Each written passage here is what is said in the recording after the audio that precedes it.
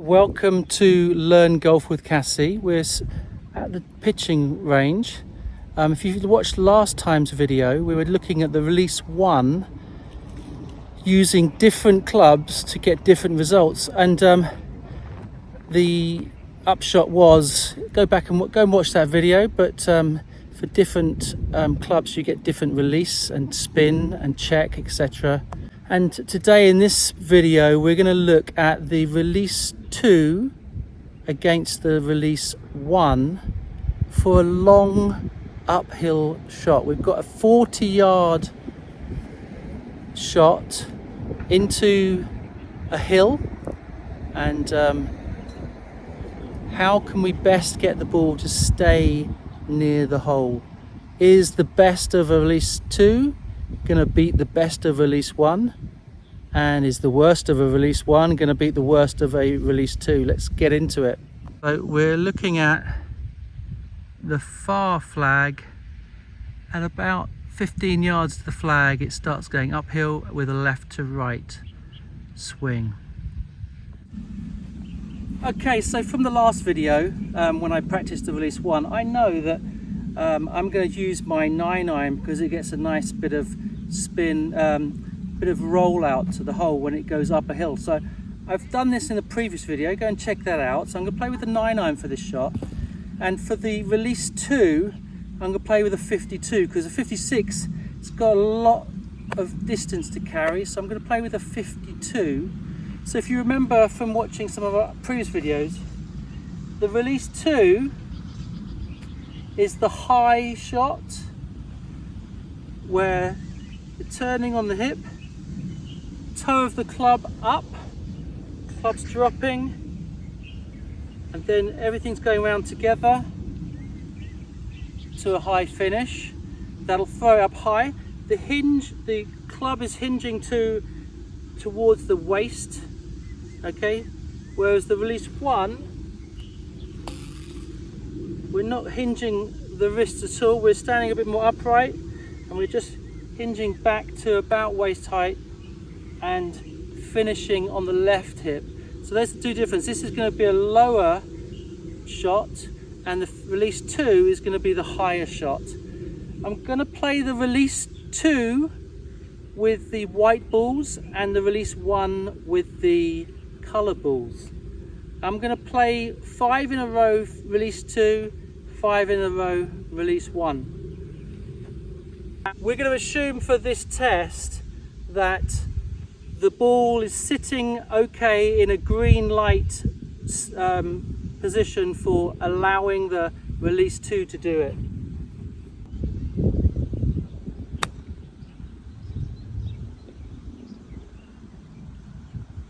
Okay, that's pretty good for that shot. Happy with that. You need to make sure you have a clean club every time.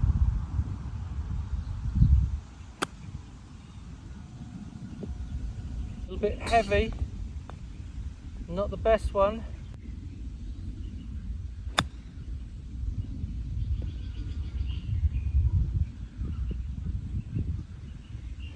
Not bad.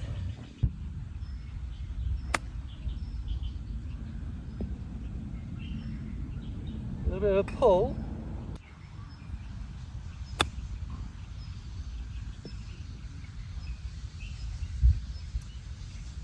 I'd give myself a B for those shots.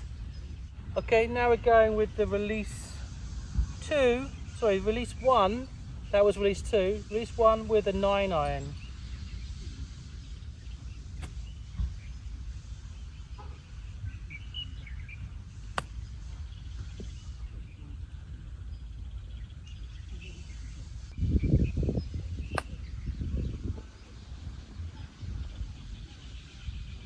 Not great.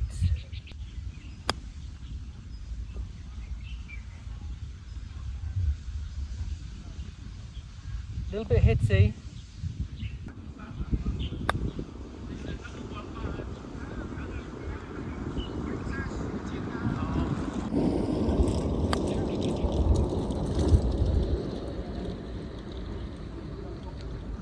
Okay, go and take a look at those. So the first 2/3 of the shot are kind of slightly downhill, then it goes uphill with about 15-16 yards left. Now there's a lot of slope as well, so it's not an easy pin to get to. This one was the release 2. These were the two best release 2s, and then I didn't really play the release 1s brilliantly, but they are all closer than even the good ones. We're gonna give that another try, and you can watch from the other end now. I'm gonna go down and play these. You can see the way they're reacting from this side.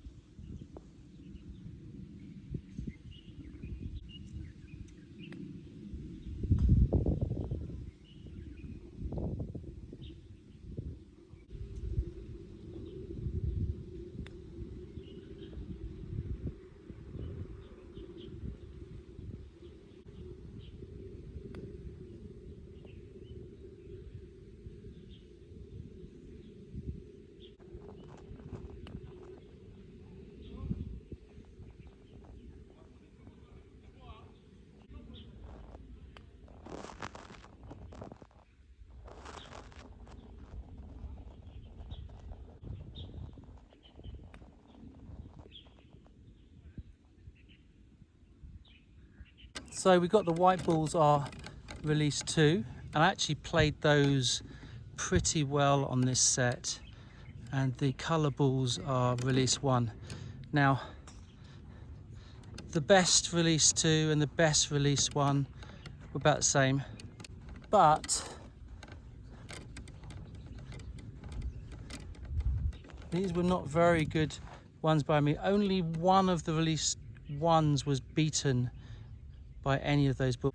So you need to be able to evaluate the options, what the shot calls for, what the percentage shot is. If it's an uphill one, take a club down, maybe a pitching wedge or a 9-iron, than what you would do perhaps with a 52 when you're playing release 1.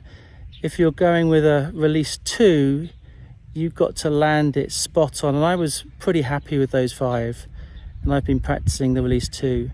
But if it's your first shot of the round, or maybe it's in the third hole of the round, are you going to be able to deliver that without having played a release 2 before? So we've done this with Cassie before now, where we've tested her best of both. And generally speaking, if you take the release 1, you're going to get a better result in this situation. If it's a close flag at the front, then you might want to change the choice, but if you've got a bit of space, then generally speaking release 1 works out best, even though you might feel very confident with your release 2 as well. Okay, thanks for watching. We'll see you on the next driving range session. See you then. Bye bye.